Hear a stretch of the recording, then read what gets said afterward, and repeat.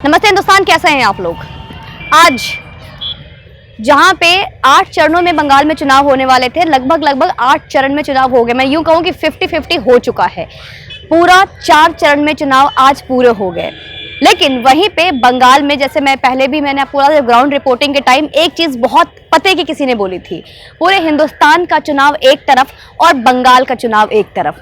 ठीक उसी तरीके से आज फिर से बहुत सारी चीजें सुनने को मिली। मैं शुरुआत करूंगी उस जगह पे जहां पे किसी एक 18 साल के युवक ने अपनी जान गंवाई। जी हां, मैं बात कर रही हूँ कूच बिहार की। कूच बिहार में जहां पे बहुत ही भारी मात्रा में आज वोटिंग हो रही थी, वहीं पे आज गोली आपस में बीजेपी और टीएमसी के लोग भिड़ गए। आपस में इतनी ज्यादा बात बढ़ गई कि वहां पे गोली और बारूद निकल गए। अगर आप वहां के रिपोर्टिंग देखोगे, ग्राउंड रिपोर्टिंग देखोगे, तो वहां पे सूत्री बम जैसे चीजें और बंदूक से जो निकली गोली है वो भी बरामद हुई है, वहीं पे देखी गई है। और एक 18 साल के युवक की जान चली गई। 18 साल के युवक ने अपनी जान गंवा दी। उसकी वहीं पे, उसका नाम था आनंद वर्मन। उसकी वहां पे बंदूक लगने से, गोली लगने से उसकी जान चली गई।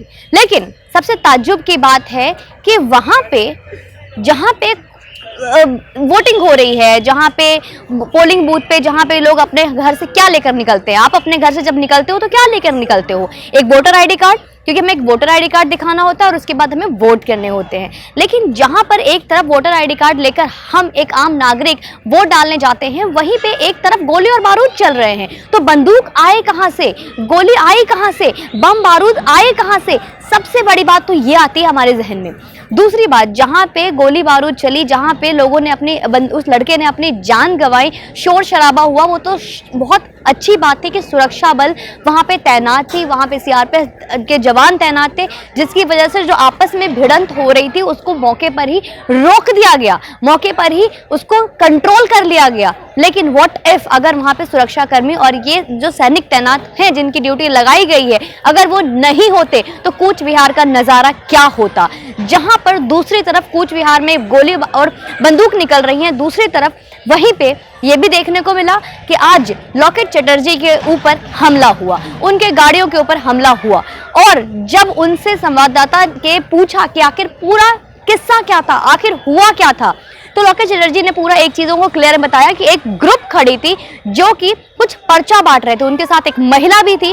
पूछे जाने पर जब लॉकेट चटर्जी को कुछ संदेह हुआ कि यहाँ पे कुछ तो गड़बड़ है, जब वहां पे जाकर उन्होंने पूछा, इस सब चीजों का जांच पड़ताल करने की कोशिश की, तो उन्होंने बताया कि वो कोविड मैनेजमेंट टीम से आए हैं, कोरोना मैनेजमेंट टीम के हैं। लेकिन जब उन्होंने बताया कि ईवीएम मशीन के सामने, पोलिंग बूथ के सामने कोई भी ऐसी कोई ड्यूटी लगाई ही नहीं गई है कोविड मैनेजमेंट की, जहां पे पोलिंग हो रही है, जहां पे वोटिंग हो रही है, वहां पे जब कोविड मैनेजमेंट टीम को खड़ी की ही नहीं गई है, और कोविड मैनेजमेंट टीम एक अलग तरह से काम कर रही है और उनकी एक अलग टीम है जिसको वो लॉकेट चटर्जी इजीली पहचान सकती थी, क्योंकि उनके हाव भाव से कहीं भी नहीं लग रहा था कि वो कोविड मैनेजमेंट को मैनेज करने की कोशिश कर रहे हैं या फिर वो उस पर्टिकुलर डिपार्टमेंट से आए हैं।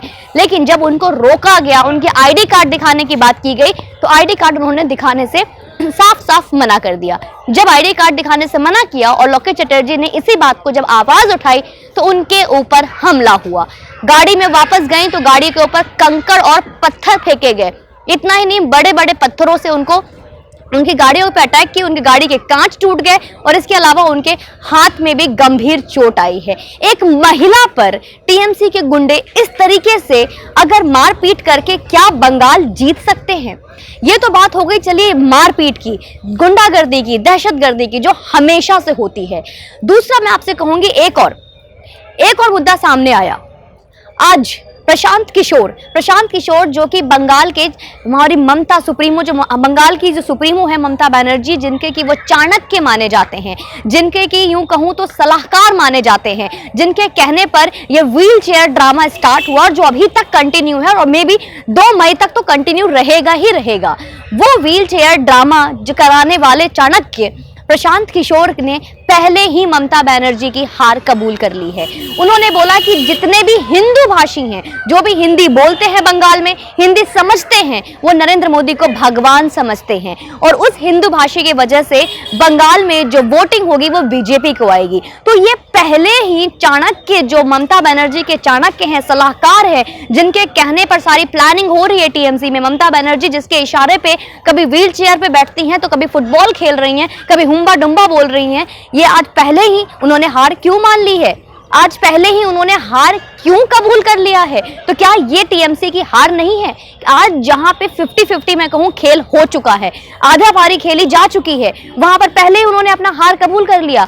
एक तरफ ममता बनर्जी की बौखलाहट तो हमें उनके पोलिंग बूथ में बैठने से नजर तो आ ही रही थी, दूसरी तरफ और भी चीजें सामने आई, जहां पे प्रशांत किशोर खुद कहते हैं कि यहाँ की बंगाल की जनता खुद नरेंद्र मोदी को भगवान समझती है। यहाँ भगवान की आवश्यकता तो है क्योंकि श्री राम के उद्घोष हो रही है, लेकिन एक तरफ जहाँ पे प्रशांत किशोर का ये दावा है कि बंगाल की जनता ने नरेंद्र मोदी को भगवान समझ लिया है, तो इससे क्या हम ये समझ सकते हैं कि बंगाल और बंगाल के लोगों ने अपना रुख बदल लिया है, अपने परिवर्तन की तरफ अपनी दिशाओं को मोड़ लिया है। और इस बार की पोलिंग बूथ में जो पोलिंग हो रही है, जो वोटिंग हो रही है, जो मतदाता मत डाल रहे हैं, इससे ये तय हो सकता है कि 2 मई दीदी गई। क्या ये खुद आज प्रशांत किशोर कहना चाहते हैं? क्या प्रशांत किशोर के इशारे दीदी के लिए थे या बीजेपी के लिए या बंगाल की जनता के लिए या पूरे हिंदुस्तान के लिए? हमारी नजर में तो पहला इशारा उनके लिए शायद खुद ममता बनर्जी के लिए ही होगा कि ममता दीदी अब ये व्हील चेयर से बैठे रहें या उठ जाएं, कोई फायदा नहीं, क्योंकि ये व्हील चेयर शायद अब आजीवन आपके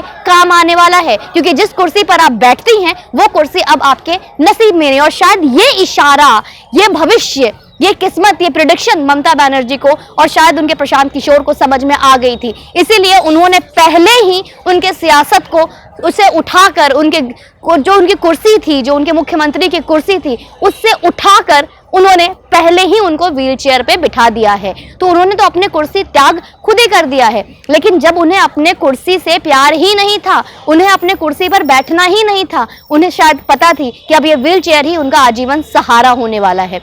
और इन सारे भी चीजों को लेकर प्रशांत किशोर की ये टिप्पणी, प्रशांत किशोर का ये प्रेडिक्शन, लॉकेट चटर्जी के ऊपर हमला और खुलेआम कूच बिहार में गोलीबारी, ये दहशत, ये गुंडागर्दी आखिर कब तक? क्या 2 मई के बाद बंगाल में एक नया भविष्य, एक नया सुबह, एक नया भविष्य लोगों के लिए आएगा?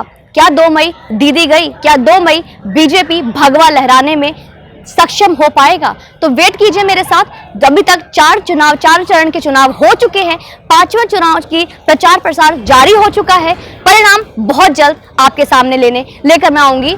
जय हिंद, वंदे मातरम।